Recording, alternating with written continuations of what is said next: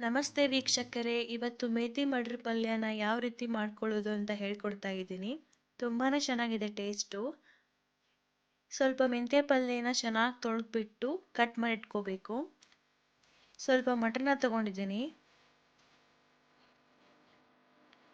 ಒಂದು ಈರುಳ್ಳಿನ ಕಟ್ ಮಾಡಿ ಇಟ್ಕೊಂಡಿದ್ದೀನಿ ಸಣ್ಣದಾಗಿ. ಒಂದು ಟೊಮ್ಯಾಟೊ, ಸ್ವಲ್ಪ ಖಾರ, ಸ್ವಲ್ಪ ಉಪ್ಪು, ಒಂದು 5-6 ಗೋಡಂಬಿ, ಲವಂಗ, ಮೆಣಸು, ಜೀರಿಗೆ, ಸಾಸಿವೆ, ಪಲಾವ್ ಎಲೆ.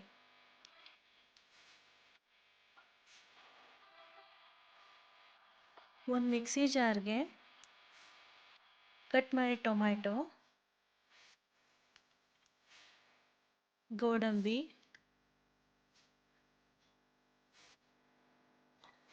2-3 ಲವಂಗ,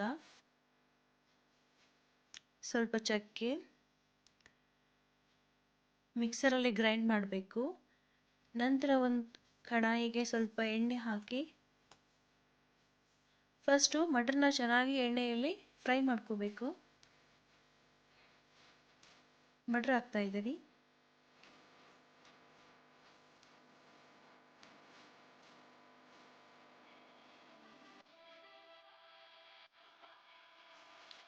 ಚೆನ್ನಾಗಿ ಫ್ರೈ ಮಾಡಿ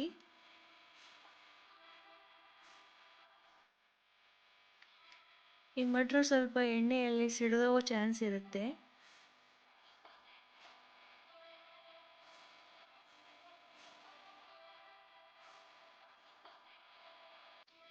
ಫ್ರೈ ಆದಮೇಲೆ ಒಂದು ಬೌಲ್ಗೆ ಎತ್ತಿಟ್ಕೊಂಡೆ. ನಂತರ ಅದೇ ಕಡಾಯಿಗೆ 1 ಟೇಬಲ್ ಸ್ಪೂನ್ ಎಣ್ಣೆ,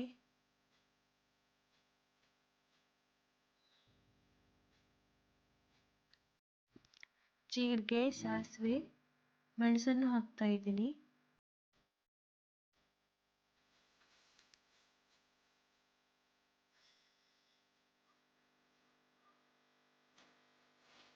ಈರುಳ್ಳಿನ ಸೇರಿಸ್ಕೊತಾ ಇದ್ದೀನಿ.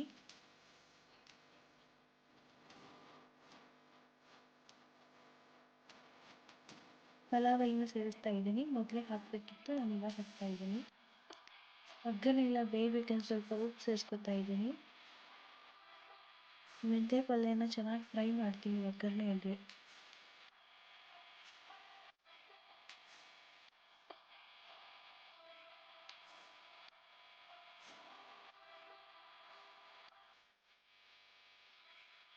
ಟೊಮೆಟೊ ಪ್ಯೂರಿನ ಸೇರಿಸ್ತಾ ಇದ್ದೀನಿ.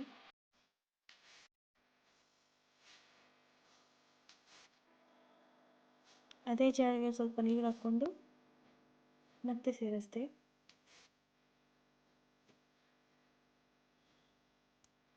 ಲೋ ಫ್ಲೇಮಲ್ಲಿಟ್ಟು ಚೆನ್ನಾಗಿ ಫ್ರೈ ಮಾಡಬೇಕು.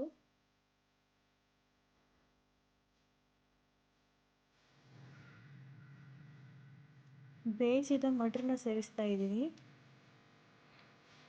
ಒಗ್ಗರಣೆಯಲ್ಲಿ ಇವನು ಕೂಡ ಚೆನ್ನಾಗಿ ಫ್ರೈ ಮಾಡಿ.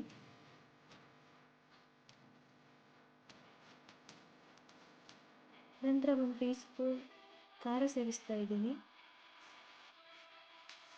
ಸ್ವಲ್ಪ ಎಲ್ಲ ಪೌಡರ್ ಸೇರಿಸ್ತಾ ಇದ್ದೀನಿ.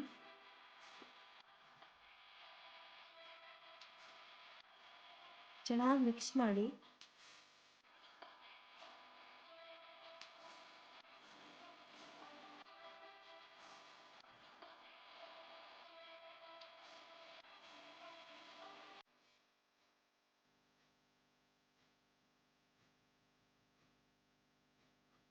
ಸ್ವಲ್ಪ ನೀರು ಸೇರಿಸ್ತಾ ಇದ್ದೀನಿ.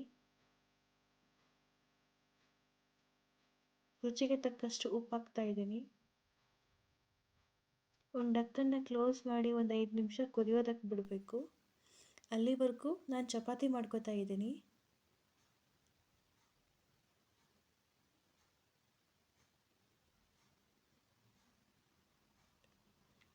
ಚಪಾತಿಗೆ ಚೆನ್ನಾಗಿರುತ್ತೆ ಈ ಪಲ್ಯ.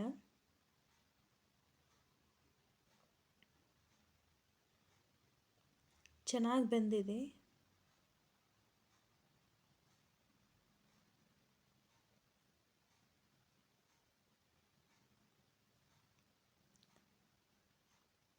ಈಗ ಸರ್ವ್ ಮಾಡ್ತಾ ಇದ್ದೀನಿ ಚಪಾತಿ ಜೊತೆಗೆ. ಪ್ಲೀಸ್ ಸಬ್ಸ್ಕ್ರೈಬ್ ಮಾಡಿ, ಲೈಕ್ ಮಾಡಿ. ಇನ್ನೂ ಹೆಚ್ಚಿನ ರೆಸಿಪಿಗಾಗಿ